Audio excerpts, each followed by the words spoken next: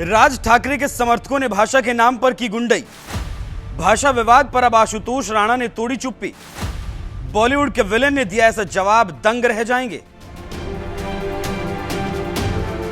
कोस कोस पर बदले पानी, 3 कोस पर बदले वाणी। यह कहावत तो कभी ना कभी आपने जरूर सुनी होगी, जो बताता है भारत जैसे विशाल देश में कैसे थोड़ी थोड़ी दूर पर ही जीवन शैली, खान पान और बोलचाल की भाषा भी बदल जाती है और लोग एक दूसरे की भाषाओं का सम्मान भी करते हैं। लेकिन महाराष्ट्र का ठाकरे परिवार लगता है भाषा का सम्मान करना भूल गया। इसीलिए मराठी अस्मिता के नाम पर उनके समर्थक सरेआम सड़क पर गुंडई कर रहे हैं और यूपी बिहार वाले हिंदी भाषी लोगों को मार पीट रहे हैं, जिसकी पूरे देश में आलोचना भी हुई। तो वहीं अब बॉलीवुड के विलेन कहे जाने वाले दिग्गज कलाकार आशुतोष राणा ने इस मुद्दे पर चुप्पी तोड़ी है और ऐसी बात बोल दी जिससे ठाकरे के समर्थक एक बार सुन लेंगे तो भाषा का विवाद ही खत्म हो जाएगा।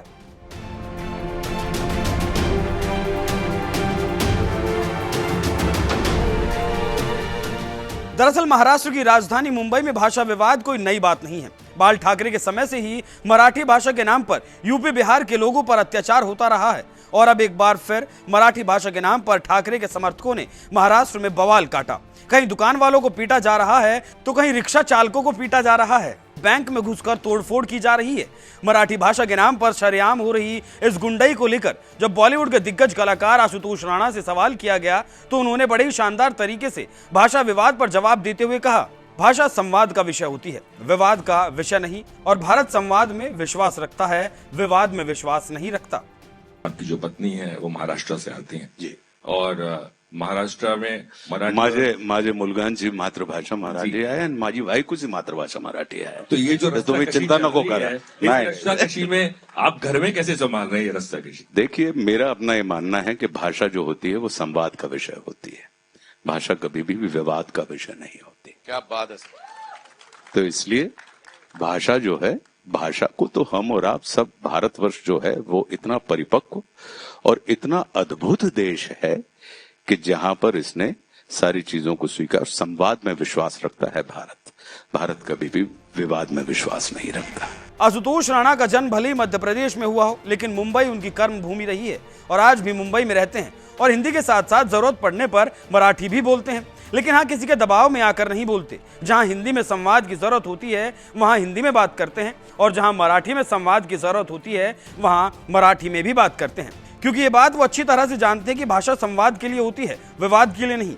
इतना ही नहीं, आशुतोष राणा हिंदी भाषी राज्य मध्य प्रदेश से आते हैं और उनकी पत्नी रेणुका सहाने एक महाराष्ट्रियन है। लेकिन इसके बावजूद उनके घर में भी कभी हिंदी मराठी को लेकर विवाद नहीं हुआ, क्योंकि दोनों ही एक दूसरे की भाषा का सम्मान करना जानते हैं। लेकिन लगता है राज ठाकरे के समर्थक ये बात समझ नहीं पा रहे, इसलिए मराठी भाषा के नाम पर हिंदी बोलने वाले यूपी बिहार के लोगों को मारने पीटने पर उतारू हैं। ऐसे लोगों को मुंहतोड़ जवाब देते हुए आशुतोष राणा ने जो कहा कि भाषा संवाद का विषय है, विवाद का नहीं, इस पर आपका क्या कहना है?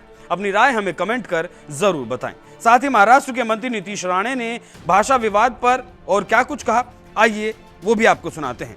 मारा ही गया है ना, एक हिंदू को मारा गया है ना, एक हिंदू को मारा गया है, तो मुझे बोलना है कि इतनी हिम्मत जाके नल बाजार और मोहम्मद अली रोड में दिखाओ ना। वो जो दाढ़ी वाले और गोल टोपी वाले क्या मराठी में बात करते क्या? शुद्ध मराठी में बात करते क्या? उधर जाने की, उनको कान के नीचे बजाने की हिम्मत नहीं है। जावेद अख्तर क्या मराठी में बात करता है क्या? आमिर खान क्या मराठी में गाता है क्या? उधर उसके मुंह से मराठी निकालने की हिम्मत नहीं है। ये गरीब हिंदू को क्यों मारने की हिम्मत कर रहे हो?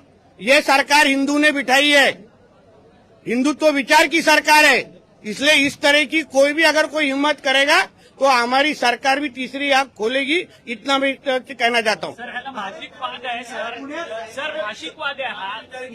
हिंदू राष्ट्रामध्ये हिंदूंना फूट पडण्यासारखी आहे।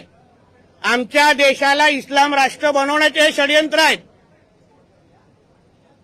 अहो, आमच्या हिंदूंची जनसंख्या मुंबईमध्ये कमी करण्याचे प्रयत्न होत आहेत, लव्ह जिहाद, लँड जिहाद आणि ह्या सगळे नाटकं करून हिंदूंचं पलायन कसं होईल, हे सगळे प्रयत्न, त्याच्यामध्ये हिंदूंनाच मारण्याचे कार्यक्रम होत आहेत। मालवणीमध्ये जावा ना, ते काय सगळे एकदम शुद्ध मराठी बोलतात की काय? तिथे का नाही जाऊन मारत एक पण? हे जे कोण छाती ताणून बोलतायत इस तरीके कोई दादागिरी हिंदू के ऊपर कोई करेगा तो हमारी सरकार कार्रवाई करेगी। रोड में कांग्रेस अब मराठी पाठशाला चला रही है जहां पर मुस्लिमों को मराठी सिखाने की उनकी ये पहल शुरू की गई है। देखिए ऐसा है कि ये सारी चीजें हम लोग बोलने के बाद करने की क्या जरूरत है, पहले से करो ना। मैंने जैसे बोला आजान को मराठी में लिखा, बोलने को बोलो उनको 5 वक्त का आजान। ये 1-2 जनों को बोलने का, वो नौटंकी करने का, ये तो हम लोग अभी हमारे त्र्यंबकेश्वर मंदिर के पास जय श्री राम नाम के दुकान होते हैं फूल वालों के, अंदर अब्दुल बैठा रहता है। तो कुछ नया चीज नहीं है ये, हम लोग को हम सब ये जो कि नौटंकी है ना, हम अच्छी तरह से पहचानते हैं। आज मेरठ में कांग्रेस मुस्लिमों को मराठी सिखा रही है, पाठशाला शुरू किया उन्होंने। हाँ, फिर पाठशाला काई को कोई जरूरत है, मदरसा में मराठी चालू करो ना, सबसे आसान है। अलग पाठशाला करने की जरूरत ही नहीं है। महाराष्ट्र में बहुत मदरसा है, वहाँ उर्दू के बजाय आप मराठी शुरू करो ना उधर, आपका मेहनत कम हो जाएगा। काई को है आपके से मीडिया में आने के लिए नौटंकी करने की जरूरत है। आपके मुल्ले मौलवी को बोलो अच्छी तरह से मदरसा में सिखाओ, उधर हम लोग को भी समझ जाएगा ना कि मदरसा सच्ची में पढ़ाई के लिए, वरना पुकड़ में गन बिन तो मिलते हैं उधर सब। सर, महाराष्ट्र सरकार लोक राज्य नाम का एक मैगजीन चलाती है 1975 से, लेकिन वो मैगजीन उर्दू में आता था। उद्धव ठाकरे जब मुख्यमंत्री थे कोविड काल में वो बंद हो गया था। रईस शेख अब मांग कर रहे हैं कि फिर से उसे उर्दू में शुरू किया जाए। अभी वो मैगजीन के बारे में मेरे को मालूम नहीं, और उर्दू पढ़ने वाले लोग बहुत हमारे पास बहुत कम है, बहुत गिनो चुने ही है। उद्धव ठाकरे के 2.5 साल के वो मुख्यमंत्री के काल में उर्दू भवन भी बांधने की कोशिश हुई थी हमारे भाईकाला में। तो इस तरीके के जिसको ज्यादा उर्दू उधर पढ़ने वाले ही कम है, तो ऐसा मैगजीन इस तरीके से निकाल के सरकार ने अपना पैसा खराब नहीं करना चाहिए। ये सब तरीके की जो हिम्मत ये हमारे हिंदू धर्मस्थलों के तरफ ही क्यों की जाती है? एक भी कोई हिंदू व्यक्ति अगर हजी अली में काम करते हुए दिखा तो शायद उसको जिंदा भी छोड़ेंगे नहीं। वही अजमेर दरगाह हो या तो कोई भी मस्जिद या किसी को भी देखिए, कहीं भी आपको गलती से भी कोई भी हिंदू काम करते हुए दिखेगा नहीं। मदरसा में भी ये लोग काम करने देते नहीं।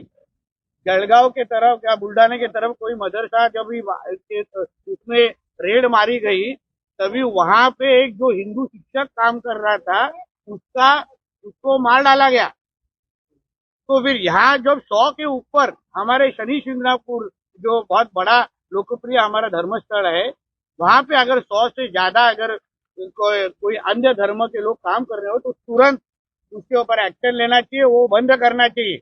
इसका किसी को भी परमिशन नहीं देना चाहिए, क्योंकि अन्य धर्म के लोग हिंदू धर्म के लोगों के लोग उधर नहीं देते परमिशन, तो हम क्यों देना चाहिए?